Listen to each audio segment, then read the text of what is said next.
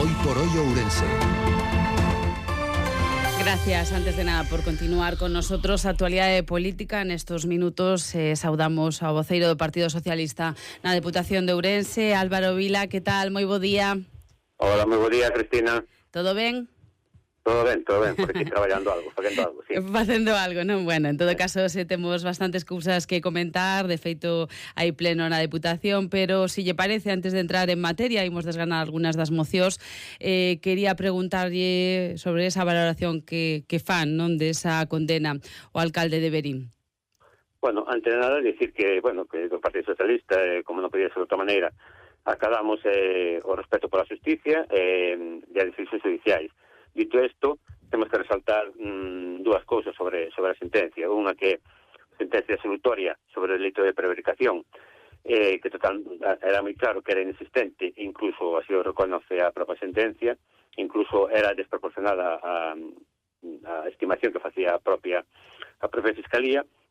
En segundo lugar, tamén reseñar que a infracción sobre a ordenación do territorio que se lle imputa, pues bueno, sempre se fala de actuacións que non sean legalizables. En este caso non é legalizable, que xa conta co permiso de patrimonio e xa está legalizada a mesma. Entonces, confiamos na justicia e creemos que isto finalmente vai quedar en a sentencia absolutoria, en todo caso, respeto por as decisións judiciais.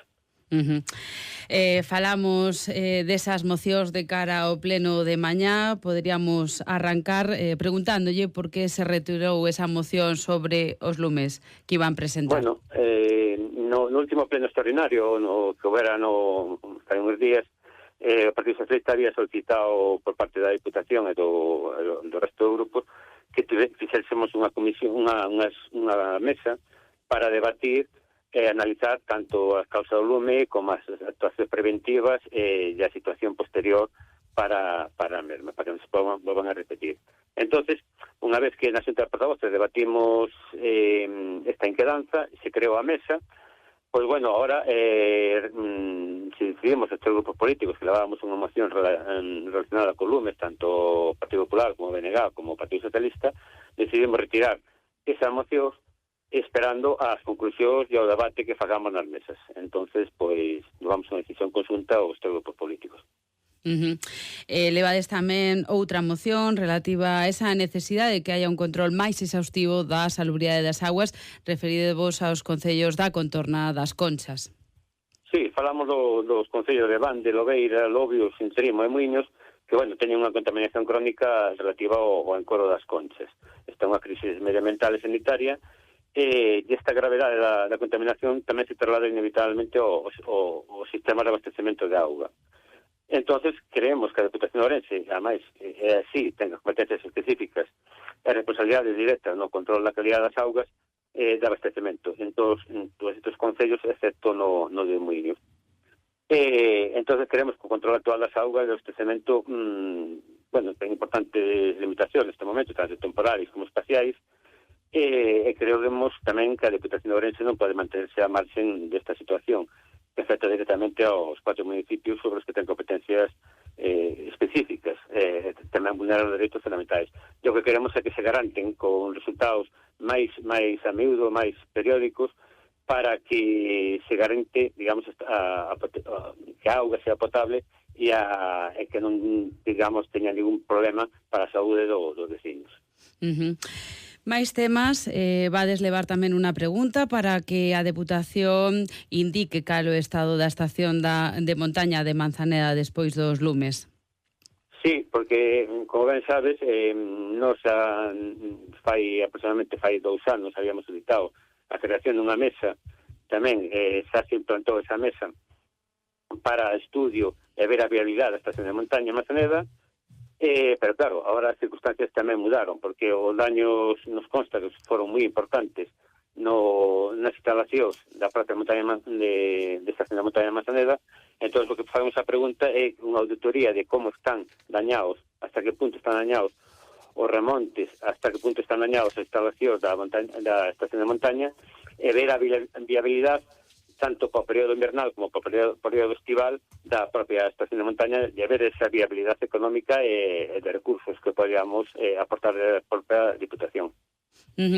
Nese senso, tamén queredes saber cal está sendo a actuación por parte do INORDE tras os lumes, porque, bueno, criticades que están facendo outro tipo de presentacións, como, por exemplo, rutas cicloturistas ou esa designación da Tapa ao Pincho, da Ribeira Sacra, bueno, outros temas que consideráis non son os máis importantes neste intre. Sí, claro, é que o INORDE, que tamén recordemos que el INORDE vamos a pleno e ya se aprobou por unanimidade a retirada ou ya a inclusión do INORDE na propia estrutura da Deputación, que non fose un organismo autónomo, pero que o INORDE en toda esta vaga de lumes é como se non existira, é dicir, o INORDE, os lumes non existiron en todo este verán na provincia de Ourense, seguiu facendo a súa actividade normal de ferias, mercados e demais, e en ningún momento se puso a traballar e poñer encima da mesa ninguna medida correctora nin para axudar os concellos no tema dos lumes en esta vaga de lumes. Entonces, queremos fazer esa pregunta onde estivo e se sigue estando o INORDE para algo da provincia de Ourense, generalmente. De outros temas, levades unha pregunta ao respecto doutra moción que xa se presentou no seu momento sobre o xenocidio en Gaza. Sí, bueno, está claro, es decir, no seu momento a Deputación de Ourense se había manifestado e ante as dúbidas que ten o Partido Popular nestes últimos días sobre a posición que temos que ter como ciudadanos e como políticos tamén sobre o xenocidio, que hai que chamar xenocidio porque eso é realmente o que é, pois facíamos esa pregunta de ratificación, donde a Deputación de Ourense queremos que se ratifique nese apoio ao povo palestino e nesa condena do xenocidio que está habendo actualmente do Estado de Israel sobre a población palestina. Eso que queremos é ratificar algo que xa habíamos levado no seu momento. Por último, tamén hai unha pregunta sobre esa parálise do Museo de Antropoloxía de Castro Caldelas. Sí, unha parálise de 8 anos, é dicir, fai 8 anos se había comprometido o anterior presidente, José Manuel Baltar, a expoñer, a rehabilitar un edificio para a exposición da colección etnográfica de Olegario Sotelo Blanco. Unha importante colección etnográfica e queremos saber como está o estado actual, porque jamás, é dicir, nunca se chegou a abrir, e queremos saber como está o estado actual desta, se hai esa posibilidade de que esta colección etnográfica que cede a Deputación de Ourense se pode expoñer e que todos podamos disfrutar dela. Moi ben. Álvaro Vila, voceiro do Partido Socialista da Deputación de Ourense, gracias.